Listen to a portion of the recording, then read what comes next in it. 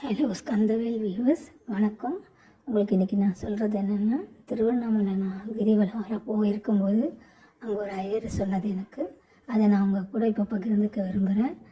ரோகிணி, திருவோணம், சதய நட்சத்திரக்காரங்க உணவில் தேங்காய் ஏதாவது ஒரு விதத்தில் சேர்த்துக்கிட்டே வந்தால் அவங்க வாழ்க்கையில் மாற்றம் வெற்றி நிச்சயம்னு சொன்னார். ஆனால் கண்டினியூஸாக சேர்த்து சாப்பிட்ணும், அதுதான் ரொம்ப முக்கியம்னு சொன்னார். அதை ஃபாலோ பண்ணுங்கள் வியூவர்ஸ். கமெண்ட்ஸில் சொல்லுங்கள் ஃபாலோ பண்ணிவிட்டு எப்படி இருக்குன்னு. ஹலோ ஸ்கந்தவேல் வியூவர்ஸ், வணக்கம்.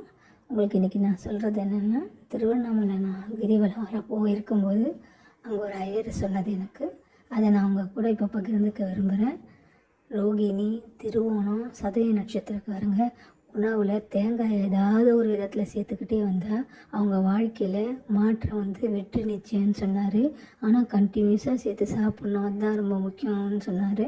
அதை ஃபாலோ பண்ணுங்கள் வியூவர்ஸ்.